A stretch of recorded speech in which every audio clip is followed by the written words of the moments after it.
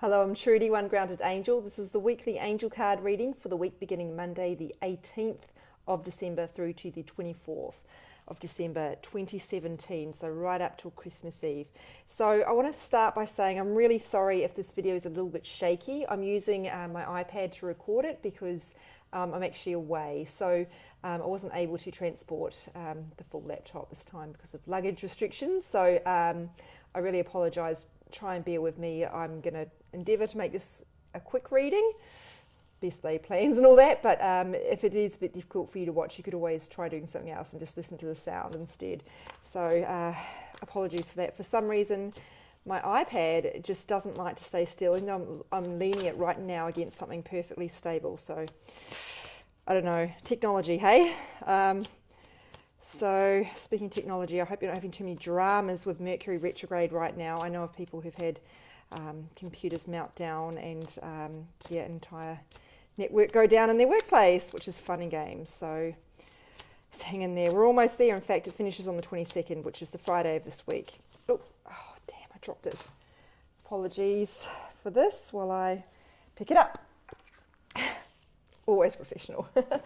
Steady progress. I call this the patience card because it reminds us that even though things are not happening right away, which is what we've come to expect in this sort of social media, internet-driven age, because we are used to being able to find out anything we want right away and making it happen. If you want to go somewhere, you can book a ticket right away and go, whereas this reminds us the universe is running a different schedule to what you have. So even though you're not there yet, just try and have patience because it doesn't mean you're not going to get there. So the things that the ways that we measure success are not the same ways that the universe uses. The universe, for a start, it's not actually measuring our success anyway because it considers us already perfect. But what's important to the universe is that we are learning to grow because that's what our souls are here to do, to learn. So that's part of your soul's divine assignment. So you might think, oh, well, I'm not, there's still so much going on with me that I haven't learned yet, or,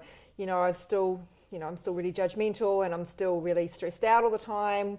But the universe is really more interested in the progress that you're making that you can't see yet. So remember, there's so much more to the picture than what you're seeing yourself.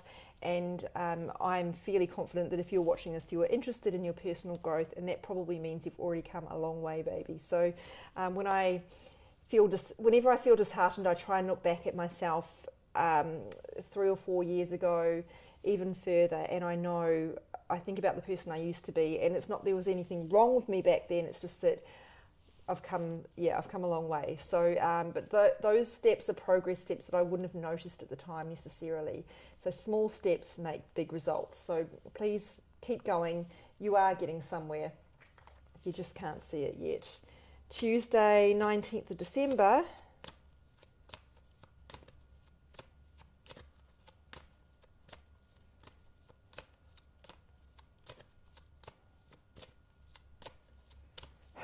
Yawn. This is a good message about patience, isn't it? And what do you know? I have gone and dropped the cards again. This is embarrassing. Always entertaining. That's what we aim to do. Now, past life issue. This is quite a heavy one actually, but there are different layers to it. So now, past lives are something that not everybody's on board with, and I get that. I don't want to force it on you, but I think people who are drawn to spiritual sort of beliefs and practices probably have some innate understanding that this is not maybe their first time on the planet, and that you've gone through many lessons and have come into this lifetime, this body, because your soul saw it as the best fit for you to learn the lessons that you need to learn. So the situation is that we often come through holding the energy from past life experiences. So sometimes people, for example, even myself, I've been very reticent to commit to partners. I've been very scared of relationships, even though I hadn't actually been hurt or betrayed or anything that you might logically think would be a reason to be scared.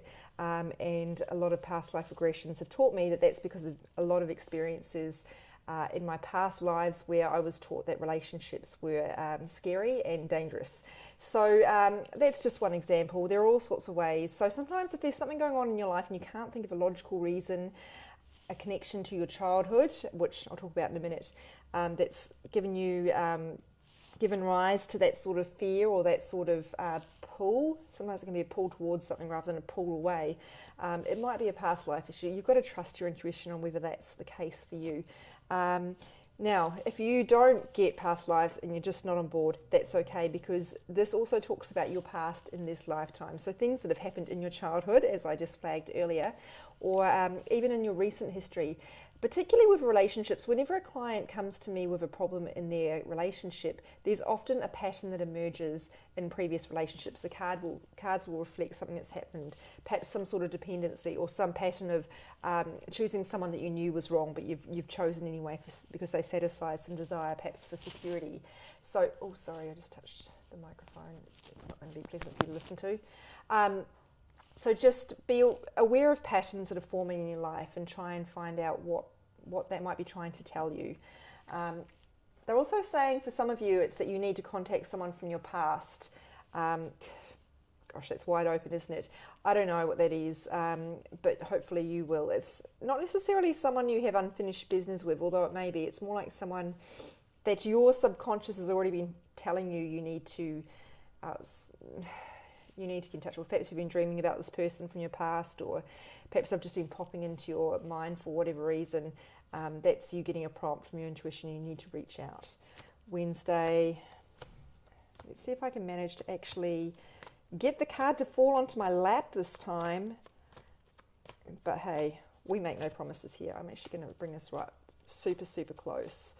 And then it will hopefully fall on the table. Or not. Oh, God. This is just... Okay. Fiona. This particular card deck does use angel names, although I'm not one who gets really fixated on angel names. I know some of the archangel names, and I do use them, but because sometimes people will ask me, what are the names of my angels? And I just have to say, look, that's not something I actually look into, because it's not something that resonates for me. You can ask your angels for their name and be open to what they tell you. It might be a collection of letters that don't mean anything to you, but depending on how connected you are to your intuition, you may be able to get a good answer, perhaps through some free writing exercise. Anyway, this is an angel called Fiona, and I don't know whether the person who created these cards has divined or channeled that name, or whether it's just something that she's used for whatever reason. But the message on the card is about receiving.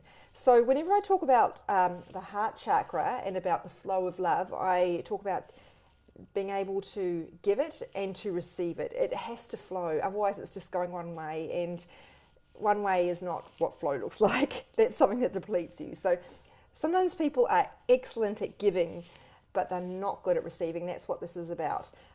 Really be open to, so saying yes when people give you or offer support. Don't fall into the trap of thinking, I've got to handle this on my own. People are offering you support and help, take it. It doesn't make you an object of pity, and it doesn't make you weak. No man or woman is an island. So there's that message as well. And this is also talking about blocks to receiving divine help from the universe, which is connected to that first message, because the universe works through other people. So, but it's also about some of you not feeling like you can accept help from the universe for some reason, self-worth perhaps, or maybe you have some block there because you feel let down by the universe, where it hasn't given you something else that you wanted, or perhaps you have a block to receiving because self-worth. Yeah, so self-worth, which I already mentioned, I think, is about not feeling good enough. And that might be because you're punishing yourself because of some self-esteem issue, or perhaps you feel that someone like you is not worthy of love. And that's something that comes up for a lot of people who are trying to manifest a romantic relationship and not getting anywhere with attracting that. And the essence of the card is about assuring you that you are deserving. You're a child of the universe and you deserve blessings. So please be open to receiving them. There's nothing, it's like ordering something online and then, digging up your letterbox and throwing it out. The universe can't deliver to you unless you've got some means of receiving it. So there could be all sorts of energy blocks going on there. And sometimes it's because you're too busy worrying about other people's stuff and not being aware of how things are coming to you. Yeah, I'll leave it at that. Thursday, sacred space. So for those of you who are very spiritually minded, you've probably already been told through your intuition that you need to have some sort of altar in your house. Or now I don't have an altar as such, but I have a corner of the house, not literally a corner, but like a designated space where I go to meditate. It's got candles, it's got crystals, but you don't need those things. They're just important to me. It's also got, well, actually this house doesn't. My old house, I used to have like a feather that was once given to me, not given to me, but I stumbled across it when I asked for a sign. And it was a very powerful moment, so I kept the feather. Anything that's significant to you could be there, but it needs to be yours. Now that doesn't mean other people in the house can't walk through there, but it needs to be a place that you feel lifted, or you feel like you can connect and be grounded there. So I know people with gardens. I wish I had a garden. I'm in a unit. But if you have a garden, that's a perfect place, because things that are living are, that's a really pure kind of energy around that, and that can be a really good place to connect as well. Now, if you don't care about that and you're not interested at all in having an altar or to having a place to go, this is asking you to create less of a geographic sacred space, but more of a metaphoric kind of space in your heart. So have you got room to actually to sit and be still and to listen to the messages, or are you too busy running around trying to make things happen as if the world depends on you? And this is a trap that people fall into. I don't have time to meditate, I'm too busy trying to get shit done. Sorry, apologies to my American viewers. I know that's a word that you don't particularly like.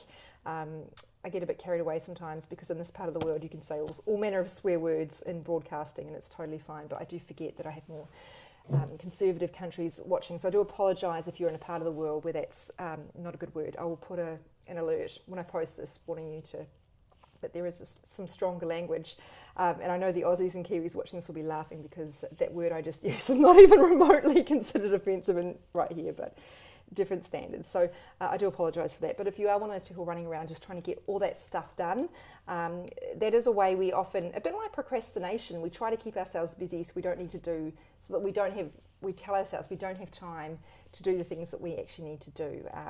And sometimes that can be because we are scared of what we'll find when we actually stop and be still and tune in. And sometimes it's because we don't think we're good enough to actually have that kind of connection. And whatever it is, this is just asking you to stop and be still. Not permanently, just for even 5-10 minutes can be hugely beneficial. And I know this is such a crazy busy time of year for so many of you, but this would be a really valuable exercise for you, because the thing about stopping and meditating, or being still, whatever it is that you consider meditative, surfing, I don't know, yoga, whatever, it's really valuable, and it's not a waste of time, because that act of engaging with your subconscious, your intuition, and just slowing down and focusing on your breathing actually makes you so much more productive than running around in a mad sort of panic trying to do everything at once and multitasking, which research shows doesn't actually help you achieve very much. So I think I spent enough time on that one. Let's move on to Friday. This is, now that I'm doing this super close, that's going to be not much fun for you to watch probably. It was super awkward, particularly if the screen is shaking around as it is inclined to do. Okay, they've given me 2 cards. I so love it when they do this.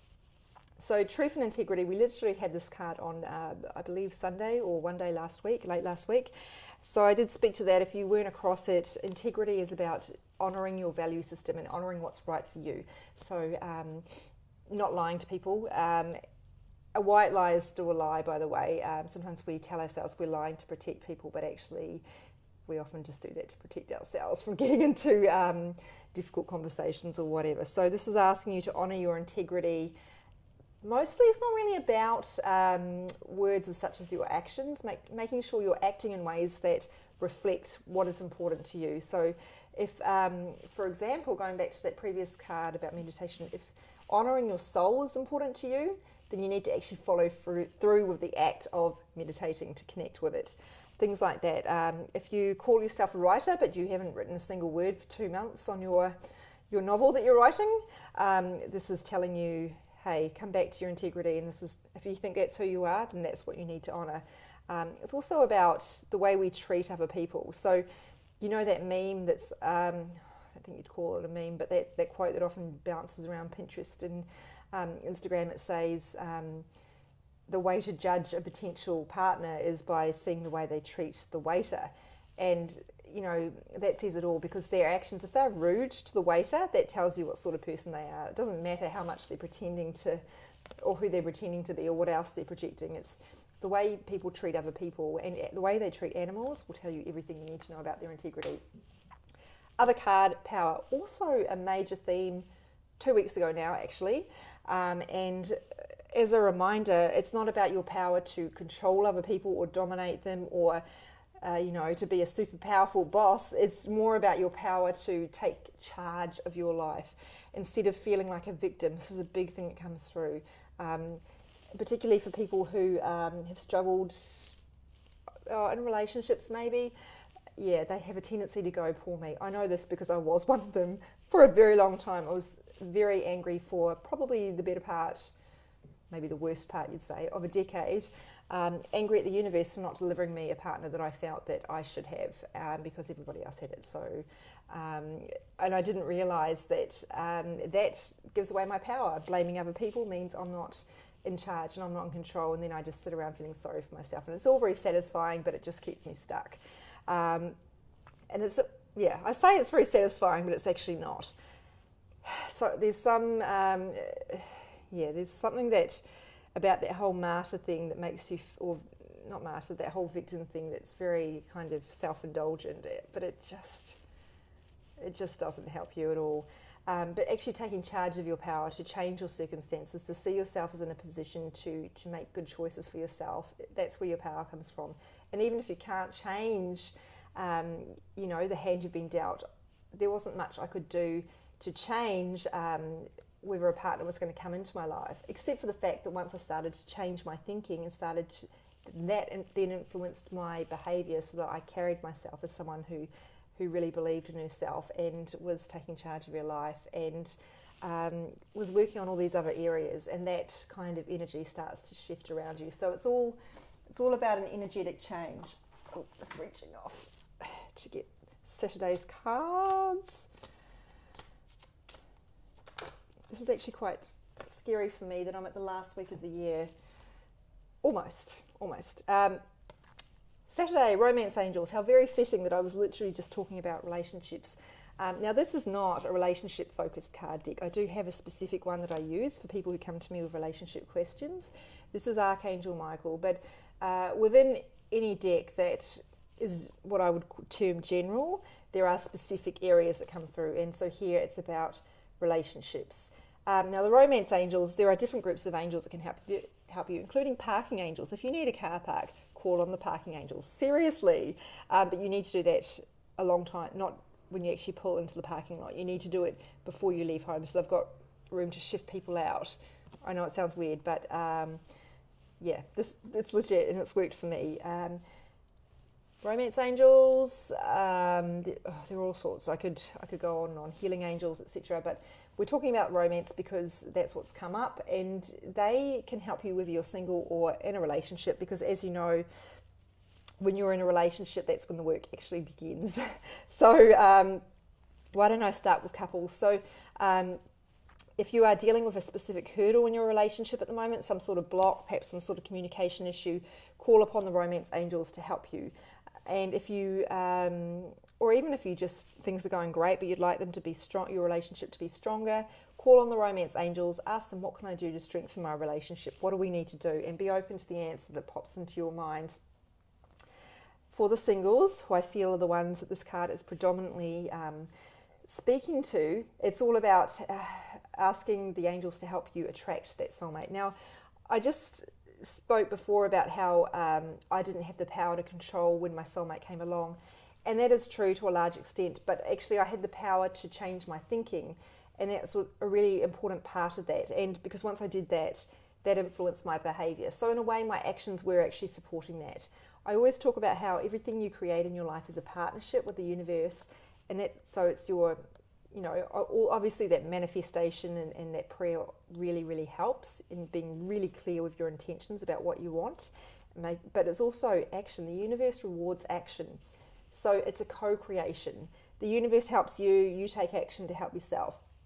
All the manifesting in the world isn't going to help you if you're not actually taking steps to support what you want. And particularly if you are trying to manifest a relationship, but you're going on a string of dates with guys who are not right for you, it's just not going to work out. There's nothing wrong with doing one-night stands if that's your thing, but please know this is just keeping you further away from a relationship if that is what you want. You're not going to get it that way.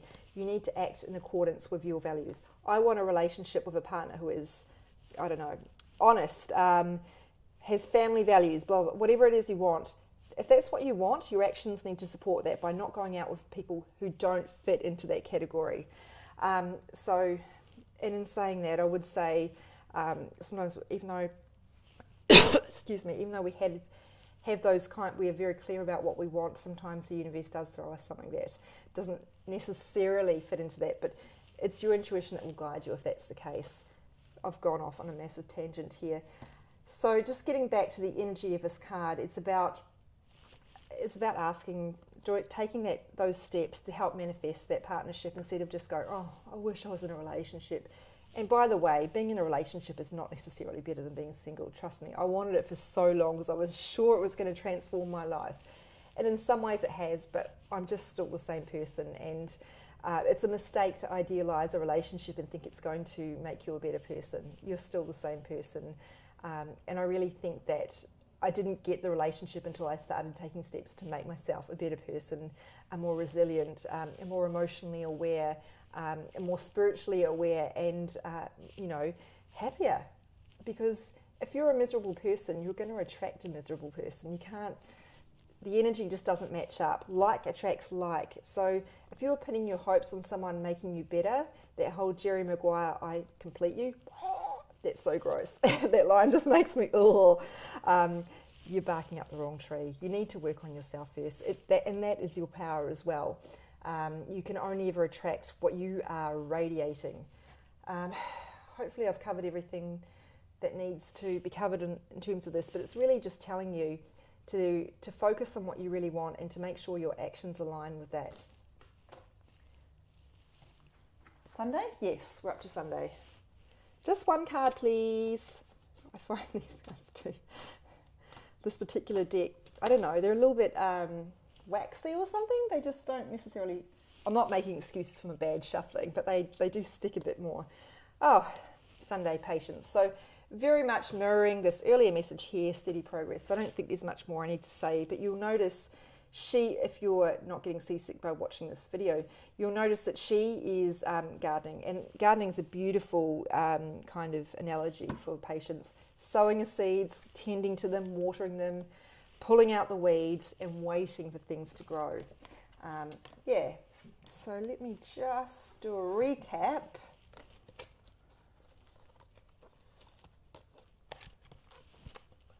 Super awkward here. So we have this patience theme. It's pretty strong. We've got some past life stuff. What was that one about? Oh, receiving. And that can definitely be in the romance area as well, if that's an issue for you, being open to receiving love. So it does appear like attracting love is another big theme for this week. Sacred space, some stillness needed, particularly needed this time of year. Acting with integrity, power, relationships again. So yeah, it's relationships and it's patience that have come through. I guess power as well is a lesser theme that's emerged. So that's it for the week. Thank you so much. I am going to still be doing a reading for over that Christmas period because I know not everybody watching this observes Christmas or lives in a place where that is observed. And also because that's just the nature of being self-employed, you tend to keep working. Have a terrific week, everybody. I hope you manage to find some pockets of calm and stillness in your week. Or not manage to find. I hope you create, and I hope you make that a priority. Thank you so much for all your love and support. Take care of yourselves. I'll be posting these on Instagram at One Grounded Angel and my Facebook One Grounded Angel. And my website is www.onegroundedangel.com if you wish to reach me or to book a personal reading. Take care.